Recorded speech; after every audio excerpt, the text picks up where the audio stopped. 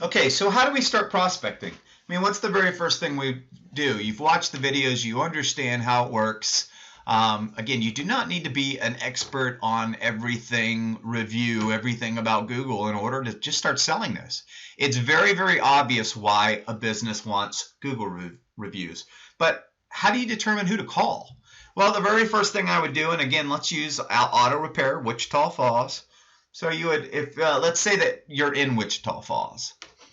Now, again, I'm going to use this as an example, but whatever city you are in the United States, you may want to start in your backyard just because you're local. It's a little bit easier to sell them. You can go meet with them in person if you need to, but you don't have to. I mean, obviously, you can call anywhere in the United States, and I would highly recommend that once you start selling, after you've sold 2 or 3 businesses in a particular industry, I would target market that industry because you will just kind of become an expert. You'll be able to speak their language. You'll be able to point out like other businesses that you have in that same town or in that same industry. I've always done that in my career, and although that's not a huge secret, that has been one of the keys to my success is target marketing. But all right, so you're gonna start prospecting, and let's say that you're gonna do auto repair and you're in Wichita. So you just put that in Google and you search it. When you get your results, you click here, and what you're looking for, okay? And again, there's different levels of this, but your very first step, the very first thing to do, is you want to look for any one of these businesses that have an awful review.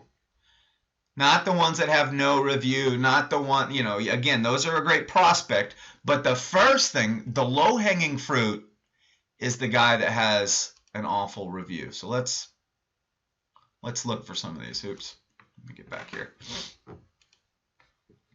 And let's see if we can find the guy that's got the awful review.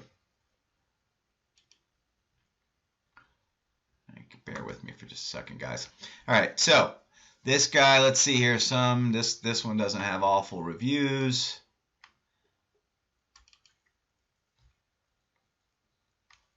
I don't know why my computer's moving so slow. This one, let's see here. Yeah, here you go.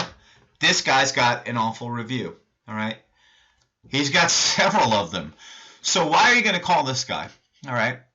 Well, the first thing you want to do is read the review. You want to get very specific. You want to read the review. You want to know that review. And then you want to call this business owner and say, "Hi, Mr. Business Owner. I am calling you because I read an awful review online. And I assume that you would like that to go away. Have you tried to do something about that?"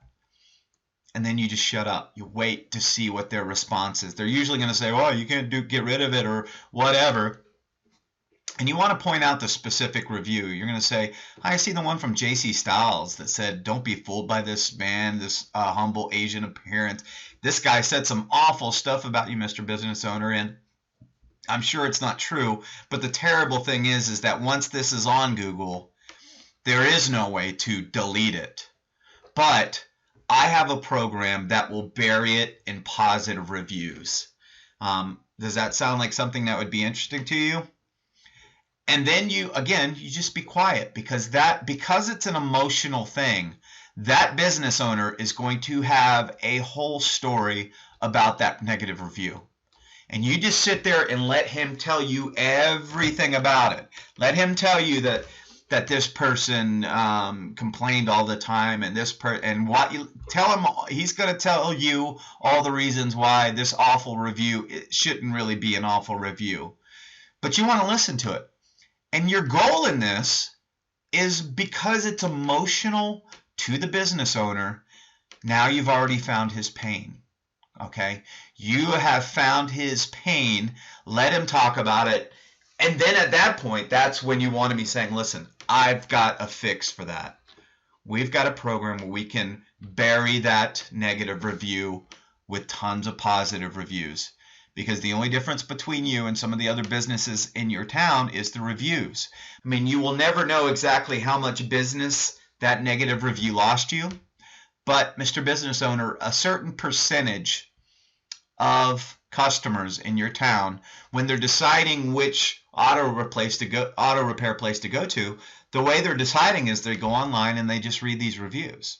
Again, not all of them, but some of them. So even if these negative reviews are losing you 2 or 3 or 4 sales a month, it's worth doing something about it. And by the way, the good news is, Mr. Business Owner, I do have a very, very simple solution. We've got a program where we can bury it with positive reviews. Does that sound good to you? Then you be quiet again and you see if he asks you buying questions like, well, what is it? How much is it? How does it work? Well, listen, Mr. Business Owner, we've got a program, and what it does is it easily gives every one of your customers the opportunity to post a review at the time of sale. But if any of your customers are going to post a negative review, it doesn't allow them. That negative review only goes to you. It is not posted to Google. Wow, that sounds really interesting. Blah, blah, blah, blah, blah. Well, listen, Mr. Business Owner, I'm sure that you've gotten other calls about programs like this.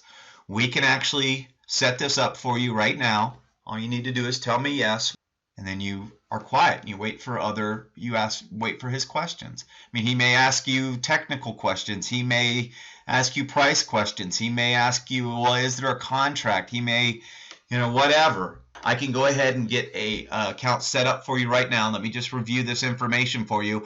And then you go into the assumption close. You have a form in front of you or just a scratch sheet of paper, whatever, and just start writing down the information. I see that you are at 3606 Kemp Boulevard, Wichita Falls, Texas 76308. Is that correct? Is that still your address? Yes. Okay, great. And what was your first name again, or whatever? You got to get his information. Also get his email address at that time and say, okay, I'm going to go ahead and set up this account for you. And then I'll give you a call back tomorrow to give you a real short training. Again, we do all the heavy lifting, but I'll call you back. So does tomorrow at 2 o'clock work good for you, or is 3 o'clock better? Now, how this the real world application of this prospecting method, it can go a million different ways. But the key is you have a reason to call them, and because it's an emotional thing, you're finding the business owner's pain immediately. Now, what happens if you get the guy on the phone and he does not care? He says, yeah, it's a negative review, but I don't care. It's going to be a hard deal to sell.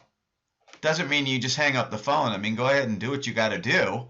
But you're going through, you got to get him emotionally attached, get him to explain to you all the reasons why this is a terrible customer and he did a great job and all those things.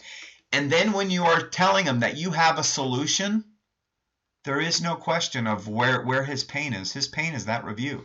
Now, by the way, this guy's pain is going to be all of his reviews. This guy's got a lot of negative reviews, right? And it just so happens that his last 4 reviews have been negative.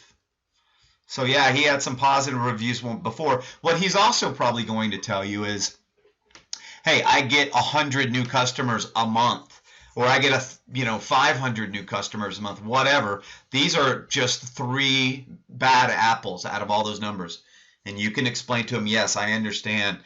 And so how this makes you look is obviously not the real picture. We want to change this for you and make it so people will get the real picture of you. Again, I bet you have had 100 times more happy customers, but Mr. Business Owner, as you know, customers usually don't go and post a review unless they're angry. It's very tough to get a customer to post positive reviews, but that's what our system is for. And again, then you go back into explaining our system. So again, very, very simple method, you guys. The key is to find the negative reviews. So this just happens to be where we found a guy with a bunch of bad reviews. And then you want to go through all of them and look for the ones that have bad reviews. Now, eventually, when you run out of all the people in your town that have bad reviews in the industries that you want to hit, then you go back to these other guys that have no reviews. Okay? You go back to this guy, he's got 1 review. So, or this guy, he's only got 3 reviews. Again, it's the, you want to do the same thing for sales, but it's a little bit different approach here because you don't know exactly what this guy's pain is. Again, my thing's working kind of slow. I don't know why it's not opening. But you don't know what this guy's pain is because he only has 3 reviews, and what he may say to you is, yeah, I only have 3 reviews, but you know what? I've been open for 15 years, and no one's ever mentioned the reviews, and, everything seems to be fine. I seem to be doing business just fine without these reviews. What you tell him, or what you share with business owners is, look, Mr. Business Owner, nobody ever calls you and says, hey, I'm calling you, and I didn't read any of your reviews, and I'm going to do business with you anyway. So the reality of it is, Mr. Business Owner, is you don't know how much business you're losing every month because of your reviews. You'll never know. But I can tell you that there's other businesses in town that have positive reviews, and they could be getting some of your business because a certain percentage of your customers or of customers are reading these things. So even if it's only 2 sales a month, if you could pick up an additional 2 sales a month by having positive reviews, that'd be worth it, right? So again, you want to discuss all those things with them. Make sure that they understand the program. But that is the first method that I would use, is find the people with the terrible reviews. Also keep in mind, don't just call 2 people. If you call 2 people and you don't sell either one of them, and then you go, oh, the software doesn't work, this program doesn't work, people don't want reviews. That's not the reality. Especially in the beginning, you really got to get the marbles out of your mouth. You've got to get comfortable with the product, and the only way to do that is to jump in. And pick up the phone and start calling people. You're also going to get a lot more comfortable with sort of knowing what they're going to say, what their responses are. You're going to get your pitch down. I would write out a script, but then I wouldn't memorize it. You should just write a kind of a directions of, hey, I'm going to kind of ask this question first, then I'm going to ask that question. But remember, the goal of your first call with a prospect is not to say, hey, Mr. Prospect, I got a product, and here's this feature and that feature and that feature and this feature and that feature, and here's how much it is. It's not the purpose of the first call. The purpose of the first call is to find out if the business owner understands the importance of Google reviews, if he has some sort of pain connected to his reviews, like he has some negative ones, and if he understands that having positive reviews could actually increase his sales. All right? And he may not have those feelings, but that's your job. Your job is to sell them. Your job is to share those with them and try to sell them on how important it is.